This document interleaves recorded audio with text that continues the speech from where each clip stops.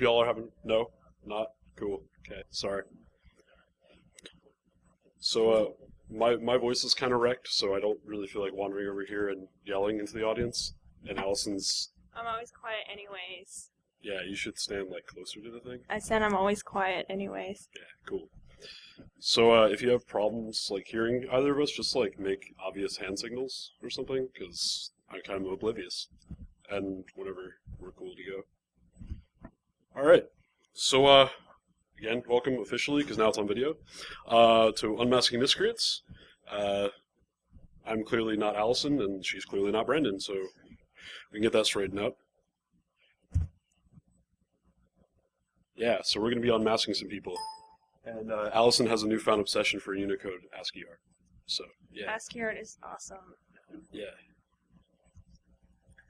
So the About Us slide is kind of ubiquitous. I do stuff and I go on the internet. Yeah. He does stuff too. Yeah, basically, it's really not that important or that interesting. If you care, come talk to us, but yeah, it doesn't really matter. So, why are we interested? Well, two reasons. There are bad people on the internet, and they're dumb.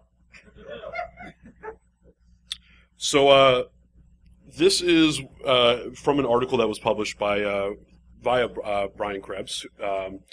Basically, we did the tracking of a particular threat actor who was running one of the most popular booter services of the time.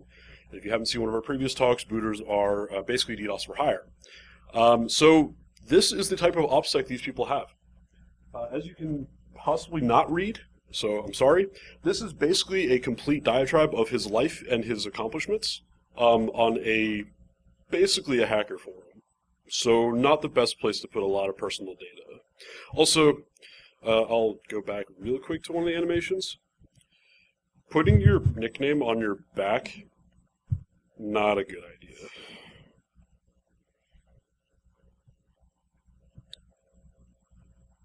So what does OPSEC mean? And to really understand what's going on in these slides and why some of this stuff should be considered funny to y'all, OPSEC is basically proactive paranoia.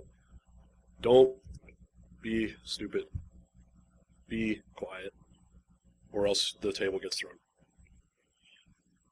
And there's an awesome OPSEC article by the Gruck. If you need the link later, we'll give it to you. It's really easy to find. It's just called Operational Security for Hackers. He's extremely paranoid, and for a good reason. Yeah. So, sorry, I feel like I'm hogging everything, but this is the social stuff. She's the technical stuff, so it's cool. So some of the common actor traits that we come across. The predominantly male, not terribly surprising. Sorry, ladies. You tend to be a lot smarter at this. It happens. They're about 14 to 22 are the actors we're interested in. They tend to be about middle-ish class, which makes sense. They have the time and the social background to have computers and decent, stable internet access. They tend to live at home. Their income is limited, and any income that they do gain can go directly to hobbies. They don't have to go to living expenses, etc. And one of the more interesting things is, I guess, is social interaction is almost entirely online. And that doesn't mean that they're antisocial. Quite the opposite. In fact, they're extremely social. But the medium by which they choose to be social is quite different than what most kids would have done, 10 years ago. And so these are two of the communities that we tend to, for lack of a better term, stalk. Forum Corner and Hack Forums. Yeah, so a little word of warning in all of these activities, you are playing with fire if you decide to track these people down. The problem with trying to track these people down is that it's really easy to get the wrong identity. They could be faking information, or you could have just made a mistake in your investigation. So if you do manage to find someone, either keep it to yourself or report it to the authorities. I don't recommend harassing them or contacting them in any way. And all these people here, we never directly contact any of these people. Most of the time when we're trying to find people on these forums, it's really more for practice. Hack forums is like our shooting range for finding people. And most of the time we don't even do anything with it, but it's just very interesting how much info is out there. But we have gotten results, and we'll show those to you at the end of the show. So, what type of information do you look for? What is interesting? So some of the things that you look for are outlier behaviors. People that have been ostracized from a community, either by bannings or by complaints of scamming, or just given basic forum infractions. You can track a user's behavior by how they, literally how they behave on a forum. You also look at the people at the opposite end of the spectrum. You look for people that vouch for them, who they're associated with, whether you keep seeing consistent vouches from the same group of people. You start to build limited social networks of who you're looking into. You also look at people that have purchased reputation. There are a number of ways in which you can do this, either by buying vouchers, buying Twitter followers, etc., or by simply buying a tag status that says, "Hey, I'm premium now." Yeah. All that means is you pay $20 to some dude on the internet to have a premium tag graphic. Yeah, real awesome there. You also look for multi-community membership and participation. This is to better get better overlapping data. Not essential, but it's very helpful. So who do you look for? Again, those premium or sponsored sellers. If you've got a sticky thread on a forum, read it. This sticky for a reason. It's important. Figure out who is behind that thread, because those are definitely the most interesting targets.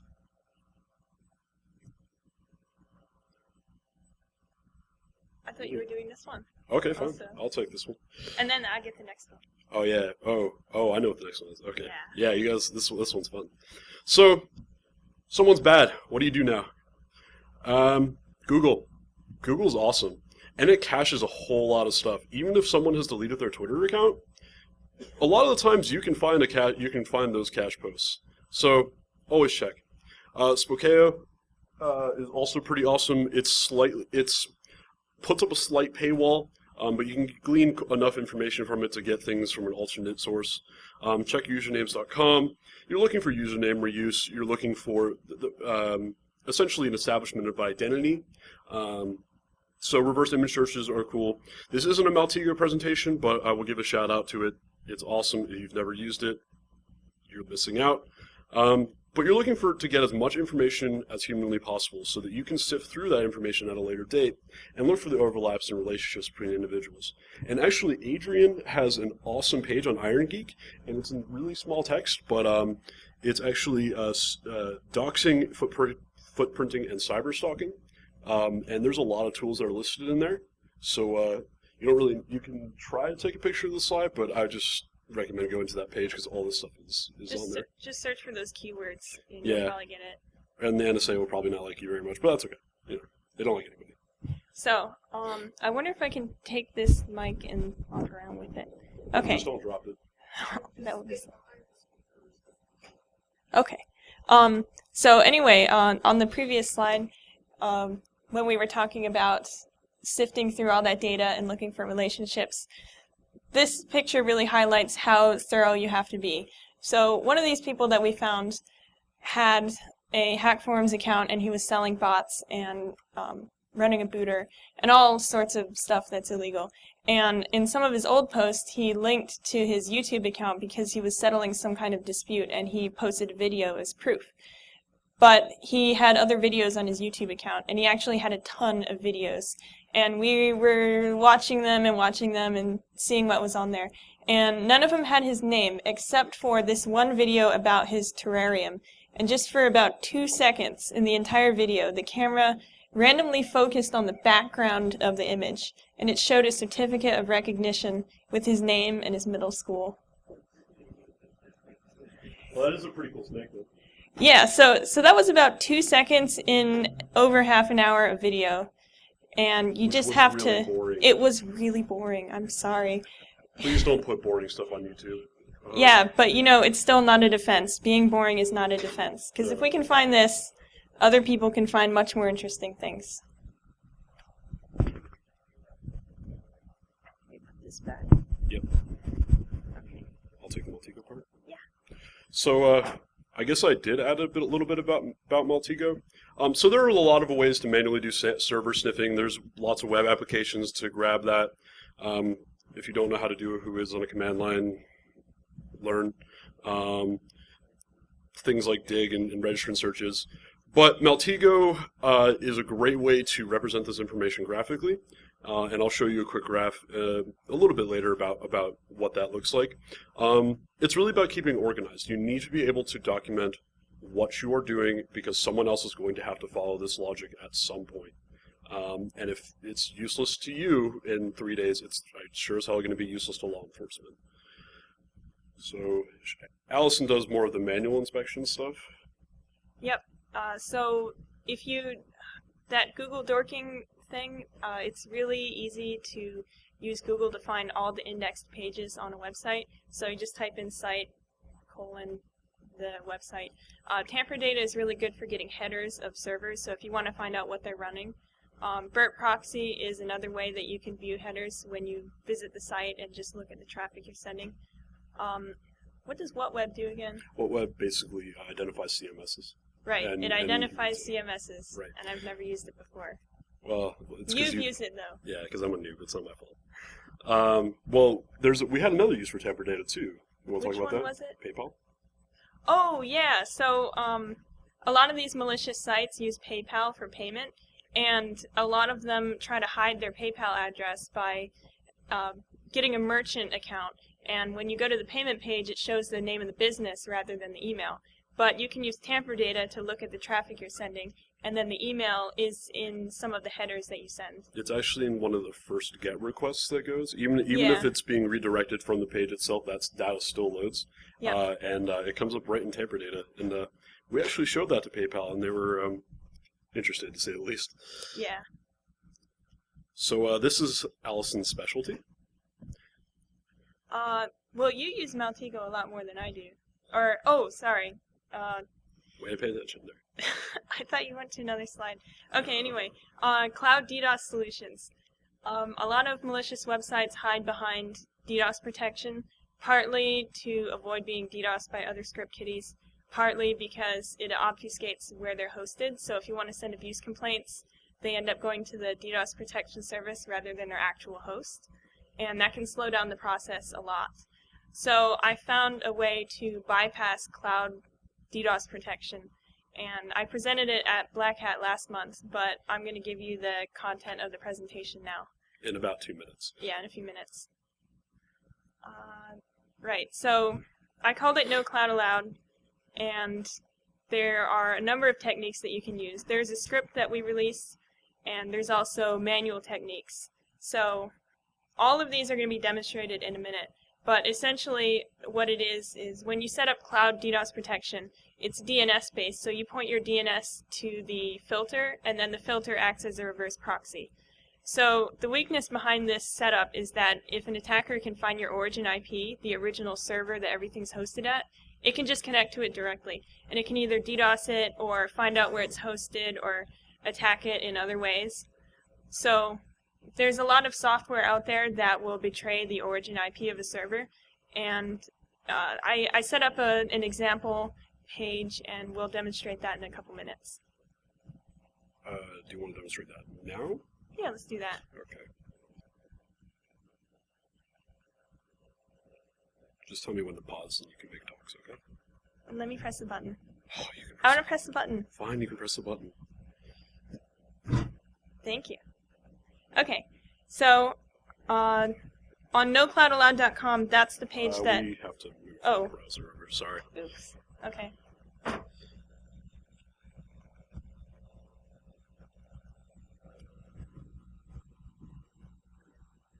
Okay, now you can press the button. Can we make it full screen? No, Really? that's about what you get. Oh, okay.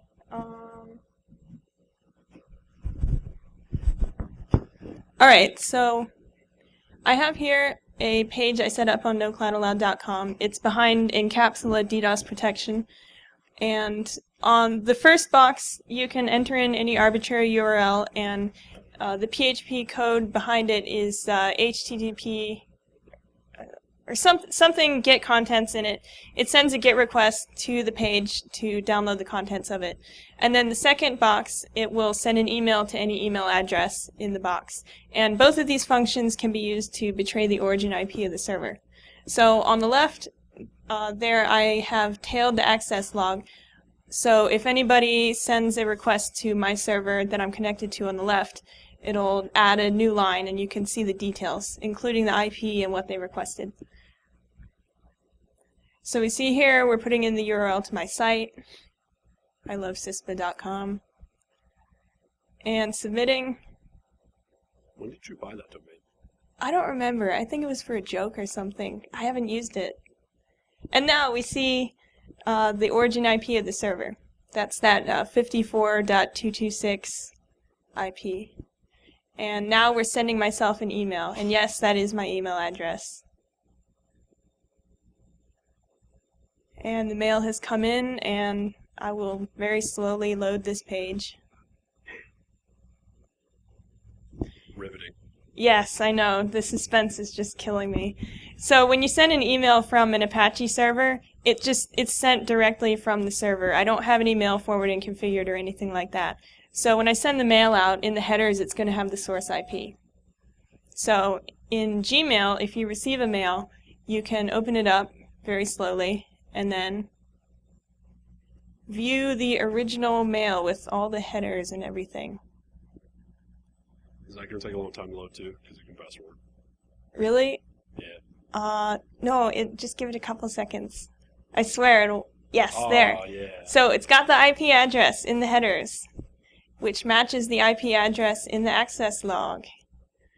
So that's 2 ways to betray the origin. And what am I doing now? Right, running the no cloud allowed script. So first, if you run the script with a -- help, it'll give you all of the parameters. And then, let me pause this now. Okay, so it's really hard for you guys to read probably. So the command is perl nocloudallowed.pl, and then it's -u, and then the URL, and then -i, and I give it an IP range. So what it does is it sends a request for that website to every single IP in that range, and then once it retrieves the home page, it will do a string match for known contents of the web page. So the home page of nocloudallowed.com, it says you will never find me. So what I'm doing is basically I'm sending a request to every single IP in that range. The host header is manually set to nocloudallowed.com, and then once I receive the contents, I do a string comparison and I try to see if the words "you will never find me" is in the home page or not. And if it is, then it's a match. And the -t is a manual timeout, makes a timeout after 2 seconds. Alright, so there you go. It scanned every single IP in that /24 and found the IP that matches. Now here I'm manually editing my host file. First I've commented out that IP, so Chrome is going to access nocloudallowed normally. Now you can tell it is behind DDoS protection because they actually modify the page that's returned. It's going to say protected by encapsula. So here I am manually setting the host file. My machine will contact nocloudallowed directly rather than through encapsula.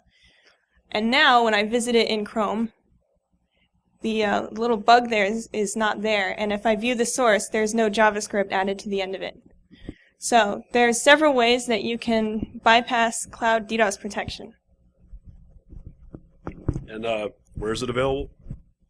At nocloudallowed.com. Okay. You have to market that stuff. Right.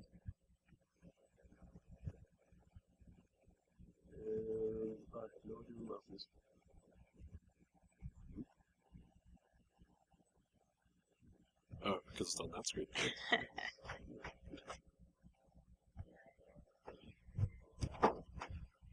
So, once you have all the data that you need, you have a pretty complex looking web. And really, one of the biggest things that we use for identifying individuals are emails. And these can be found in Whoisinfo, PayPal accounts, as we've discussed earlier. There's several ways to get them. And there are every single site that we looked at accepted PayPal. Well, only for the booters. The people Right. that were selling stolen credit cards, totally different story. Yeah, I would trust them with my PayPal. Right? Maybe they accept credit card. So people, Also, database dumps are your friend. The awesome thing is that this community tends to be a little bit cannibalistic. So they hack each other. They do all the work for you. You grab a database, load up your lovely MySQL session on a Amazon box, run a few queries, boom, you've got everything that they've ever wanted and or loved. So the real problem comes from, in order to sell, one must advertise. So you have to find the ads, and you have to look for the affiliates. And social media is pretty much the greatest thing ever for stalking. Mostly because it provides a awesome out-of-band access instead of forums and private messages, which can be compromised. People tend to rely on MSN, ICQ, AIM, Skype, Twitter, etc. So one of the real caveats here is to be wary of hacker-stolen accounts. Now, this is more of a problem once you get to the higher range of threat actors, I would say. Yeah. Usually at the lower end of people that we look at, they're just not that clever. Yeah, I have to give a big disclaimer. All the people that we look at are really on the low end of the spectrum. We don't go after people that do carding or real big crimes, because those kinds of people tend to be a lot more paranoid. If they aren't, they've already been arrested. And if there is data out there, it's probably fake. That's why I say you're playing with fire when you do this. Yeah. So one of the best things is Facebook, because correlating an email to Facebook is extremely trivial. All you have to do is go in the search bar and paste the email, and that's it. Yeah. And since people really like linking their work email to their Facebook account, it makes it a lot easier. So one of the other things is you really need to read. If you don't like reading, this really isn't the type of thing for you. Read their forum posts, read their private messages, read what they put on social media, read the way that they interact with everybody. And then also watch. I don't do this part because I get bored, but Allison loves YouTube, and she likes taking screenshots of everything in YouTube. And it's great. I love watching the videos. I don't watch what's in the foreground. All I do is watch what's in the background. So a lot of the times they will take screen recordings. So when I watch the screen recordings, I don't watch what they're trying to demonstrate. I look in the corner and I look at the weather bug and I see what temperature it is and what city they're in. And I look in the corner and I see all of his MSN friends signing on and signing off. It's really a great source of information. And it's awesome when they have these super modified desktops that have all this information that's right in front of you. I think it's a rain meter. It was a big thing for a while, and I think it was called Weatherbug. No. But there's this big desktop enhancement suite called like rain meter, and it adds all that information in front of you, so it makes it look like a super sweet hacker-y thing. But yeah, there's a lot of information leakage out there. So apparently AOL has something called Livestream, and it's sort of like AIM and Facebook combined, and pretty much it has terrible privacy settings, so anything that you publish on that is freely searchable and available, and it sucks. Yeah, it's really weird. We've had really good luck with AOL Livestream. Basically, anytime you change your status on AIM, it gets recorded onto Livestream, and it doesn't get deleted unless you specifically remove it and change your privacy settings. Yeah, and we didn't really know that existed until we were looking for a specific actor. So, you never know what you're going to find sometimes. So, really, identification comes down to finding data overlaps. You're using the data that you've grabbed on that you've identified or you've gathered, and comparing that against multiple sources to substantiate what you have found. Really, you can't rely on one search engine or one tool. You need to have a large amount of data to corroborate your findings. So you really don't want to target the wrong person. So reconciling target personas, you're really looking at linking X to Z via Y. Sometimes people use different contact information on various ads, but then they overlap in another place, and then you can link X, Y, and Z. And document, which is something Allison is kind of good at, but not I'm working on it. Yeah. So document it. Someone's going to have to follow your logic at some point, and if you can't illustrate what you've done, it's useless. And one of the biggest points and why we were able to identify hackers is you must establish an identity on the internet in order to have a reputation. If you're nobody, nobody's going to buy from you. Unfortunately, if you're somebody, somebody's going to be interested in you. So it's a pretty fine balancing act. And so this is one of the graphs that I've made in Maltego. It's probably damn near impossible to see. But basically what you are in the boxes are Twitter, Facebook, and a dating account that were all linked together. And this was an actor who ran a fairly large booter site for a long time. And he actually used that Twitter account to track the targets that the booter was attacking. But then he had earlier tweeted manually on that account with his like dating profile information, which linked up directly to his Facebook page. And through all of that, we were able to map his entire social media presence. Yeah. And his Twitter account was hilarious. He was using basically a health check service on the site he was attacking.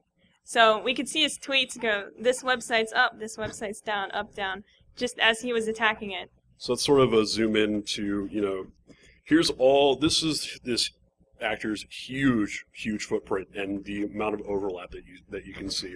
I'm not going to go over it point by point, but that's really what you see when you're looking at bad OPSEC. So we've actually gotten results after about a year and a half of research. So we gave a couple talks at B-Sides in Rhode Island and Boston talking about booters. And one of the things that we noted was that every single booter used PayPal as a form of payment.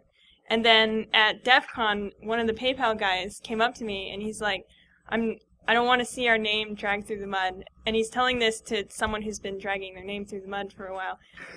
Yeah, you're kind of good at that.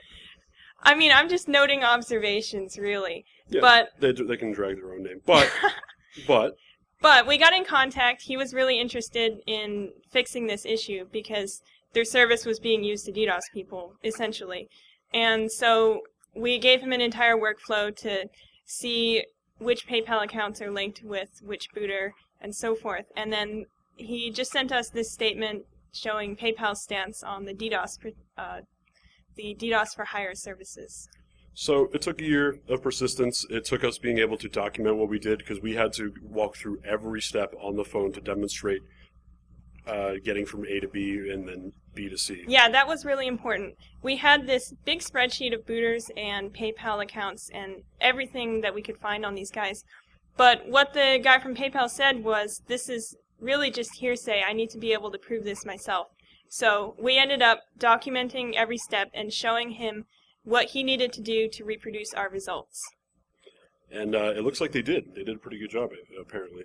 So, yeah. So props to them. It's still going on, so we'll see how things go. Props to them for at least taking interest and moving in the right direction, other than there are other people who haven't. So, yeah, it's a Prism joke. I don't know if they're even still funny, but it's still funny to me. Sorry. I don't know how badly we're over time, but if you have questions, go for it. Or otherwise, we'll be wandering around somewhere. Yeah.